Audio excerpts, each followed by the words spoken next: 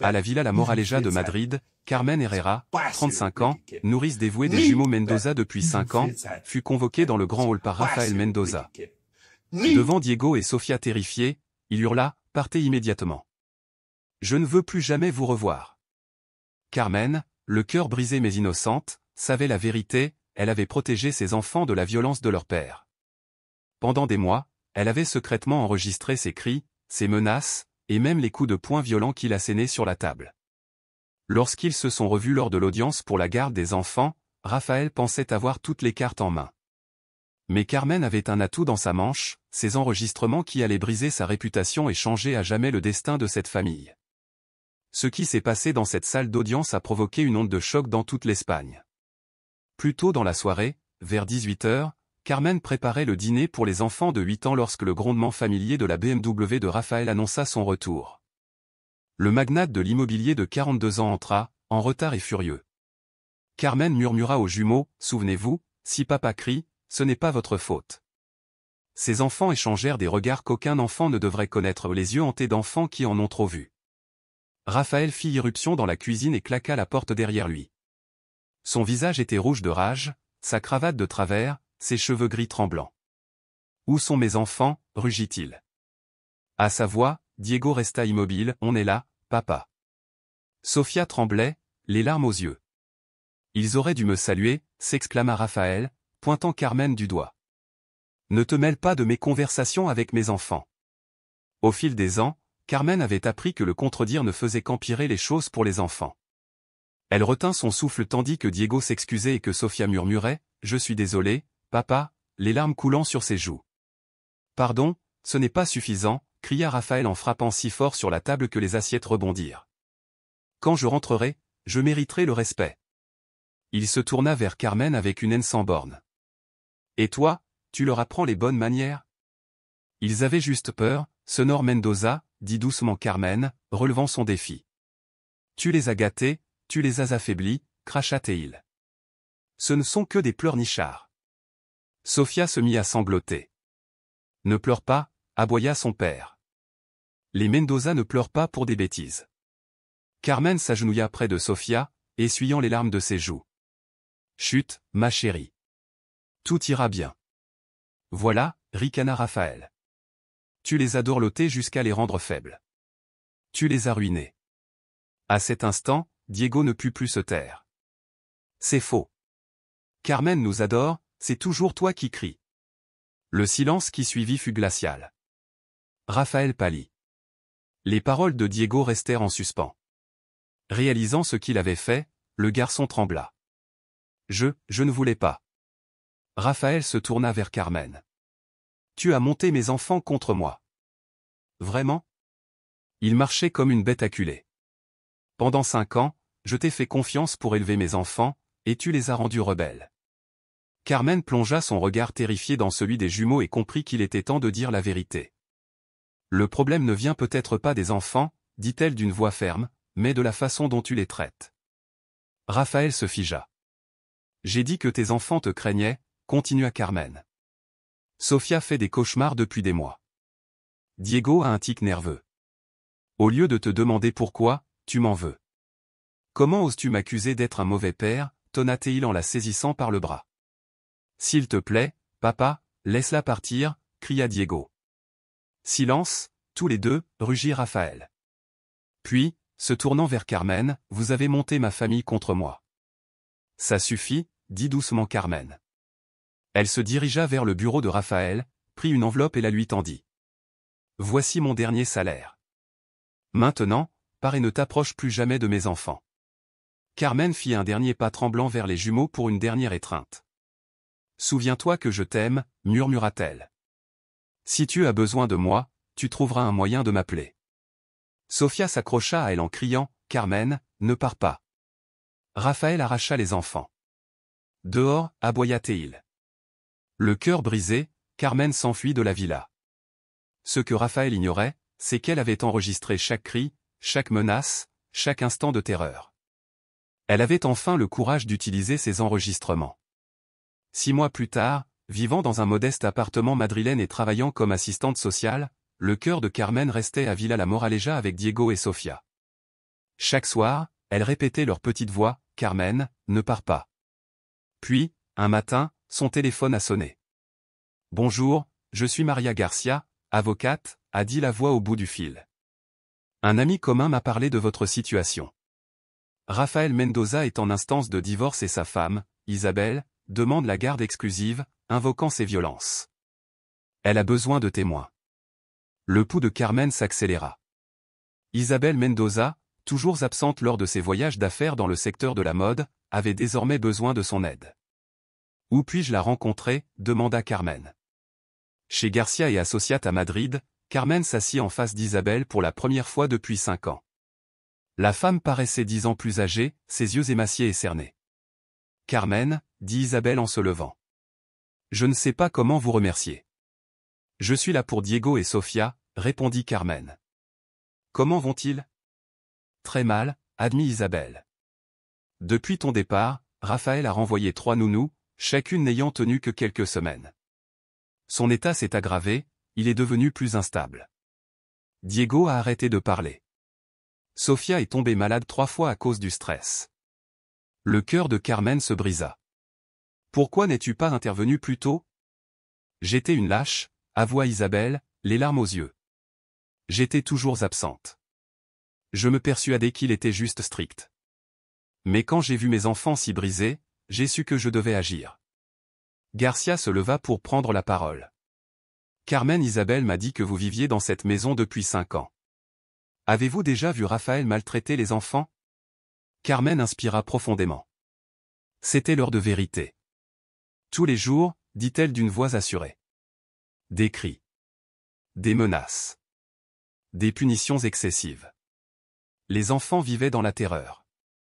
Avez-vous des preuves ? Carmen a sorti son téléphone. J'ai tout enregistré dans le bureau de l'avocat.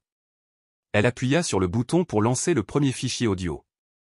Les cris furieux de Rafael résonnèrent dans la pièce, suivis des sanglots terrifiés des enfants. Si tu n'arrêtes pas de pleurer, je t'envoie en pension. Tu es une déception, tu ne mérites pas le nom de Mendoza. Carmen t'a gâté, maintenant, je vais t'apprendre à vivre.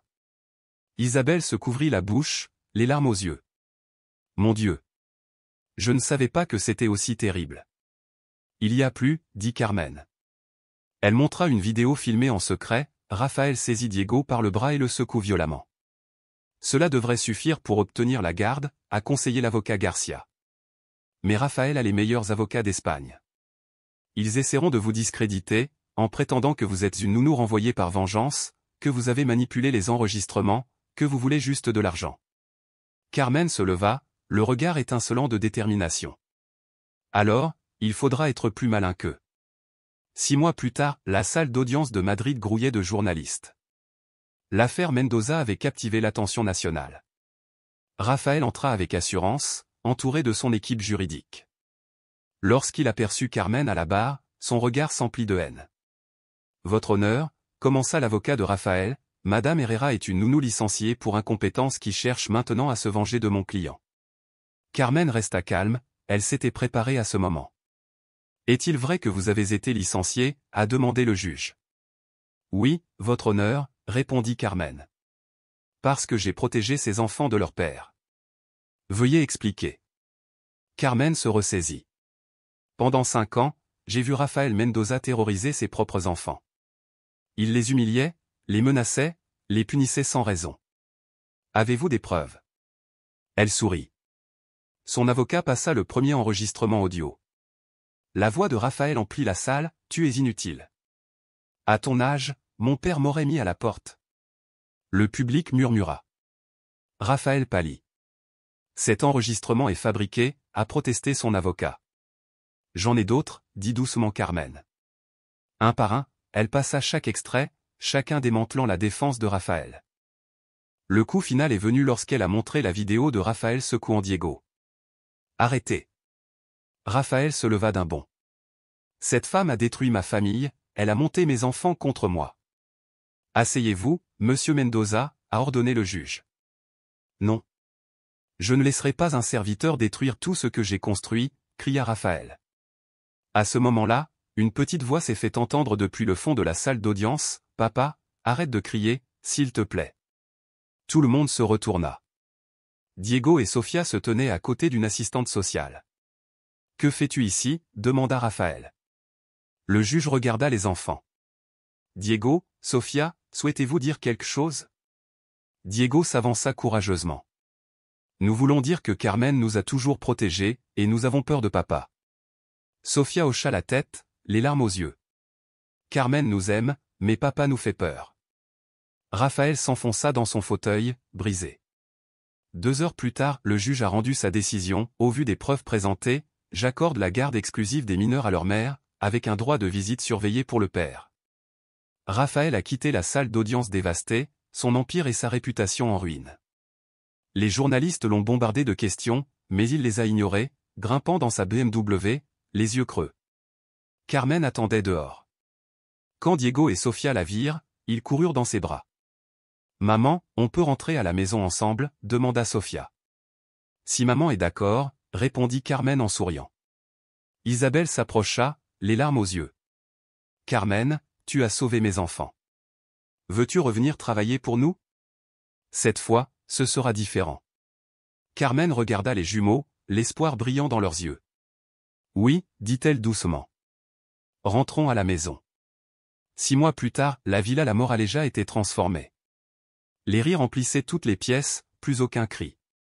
Diego parlait à nouveau normalement et Sofia ne faisait plus de cauchemars. La maison respirait la paix et la sérénité. Isabelle avait considérablement réduit ses déplacements professionnels pour se consacrer enfin à ses enfants. Carmen était devenue plus qu'une nounou, elle était la figure maternelle dont les enfants avaient toujours eu besoin. « Carmen, regarde ce que j'ai dessiné » s'exclama Sofia en courant dans le jardin avec un morceau de papier coloré. Le dessin représentait 4 silhouettes souriantes, maman, Carmen, Diego et Sofia. « Papa n'est pas là » remarqua Carmen en la serrant dans ses bras. Sofia réfléchit un instant. « Parce que papa ne sourit jamais, mais peut-être qu'un jour il le fera. » Raphaël a commencé à voir les enfants tous les samedis après-midi, toujours sous la supervision d'un éducateur. Les premières visites ont été désastreuses, ils criaient encore, les enfants pleuraient, les séances se terminaient plus tôt que prévu. Mais petit à petit, quelque chose a changé. 1 an plus tard, lors d'une visite surveillée, Diego a demandé « Papa, tu veux voir mon cahier de mathématiques ?» Raphaël, qui avait commencé une thérapie intensive de gestion de la colère, observa les devoirs de son fils sans critique. « Très bien, Diego. Je vois que tu travailles dur. » C'était la première fois depuis des années qu'il le félicitait sans crier. L'éducateur, le docteur Moral, prenait des notes, Monsieur Mendoza fait des progrès. Les enfants ont moins peur lors des visites, grâce à la thérapie. Raphaël hocha la tête. Je comprends maintenant à quel point j'avais tort. Je ne sais pas si je pourrai un jour réparer complètement les dégâts, mais les enfants pardonnent plus facilement lorsqu'ils constatent un réel changement. 2 ans plus tard, un soir, alors que Carmen bordait les jumeaux, Sofia lui a demandé, « Carmen, pourquoi as-tu enregistré papa quand il a crié ?» Parce que parfois, pour protéger ceux qu'on aime, il faut être courageux et affronter des difficultés. Et papa est différent maintenant. Diego a ajouté, samedi dernier, il n'a pas crié une seule fois et il s'est excusé de m'avoir fait peur. Il m'a même apporté un cadeau. Non pas parce qu'il le devait, a dit Sofia, mais parce qu'il le voulait. Carmen sourit. Raphaël était vraiment en train de changer. Ses avocats avaient demandé une révision de la garde, mais Isabelle s'y était opposée, estimant que leurs enfants s'épanouiraient mieux dans le foyer sûr et aimant qu'ils partageaient désormais. Sofia n'était pas encore prête à faire entièrement confiance. « Tu crois vraiment que papa nous aime » demanda-t-elle d'une voix à peine plus forte qu'un murmure. « Je crois que ton père t'a toujours aimé » répondit Carmen, douce mais assurée. Il ne savait simplement pas comment le montrer. Parfois, les adultes font des erreurs, mais cela ne les empêche pas d'apprendre. Comment as-tu toujours réussi à être si bon avec nous, intervint Diego, les yeux brillants de curiosité. Tu as été la plus belle chose de ma vie, et quelqu'un qui aime vraiment ne fait jamais de mal. 3 ans plus tard, le jour de leurs 10 ans, un événement inattendu se produisit. Raphaël demanda à parler à Carmen en privé. Ils se retrouvèrent sous le vieil olivier du jardin de Villa La Moraleja, loin des regards indiscrets. Carmen, commença-t-il d'une voix brisée, je sais que je n'ai pas le droit de te demander ça, mais je dois le faire. Pardonne-moi pour la façon dont je t'ai traité, pour la façon dont j'ai traité nos enfants, pour tout. Carmen le regarda dans les yeux. L'homme fier et inflexible qu'elle avait connu avait disparu, remplacé par l'humilité et un remords sincère. « Raphaël, dit-elle doucement, ceux qui doivent te pardonner sont Diego et Sofia. »« Je sais, acquiesça-t-il. Mais je voulais que tu saches que ce que tu as fait de tout filmer, me poursuivre en justice a été la meilleure chose qui pouvait arriver à cette famille, même si cela a détruit ma réputation. » Un sourire amer éclaira son visage. « Ma réputation s'est bâtie sur la peur et le contrôle. Il était normal qu'elle s'effondre. Maintenant, j'essaie de construire quelque chose de nouveau, une vraie relation avec nos enfants. Et je vois que ça marche, ils reviennent de vos visites souriants, sincèrement heureux. » Des larmes brillèrent dans les yeux de Sofia. « Tu ressembles davantage au père dont j'ai toujours rêvé, » murmura-t-elle. Raphaël baissa les yeux, ému. « Puis-je te demander encore une chose? Un jour, quand tu seras convaincu que j'ai changé, pourras-tu convaincre Isabelle de me laisser passer plus de temps avec eux? Je ne veux pas la garde, juste la chance d'être un vrai père. » Carmen marqua une pause, réfléchissant.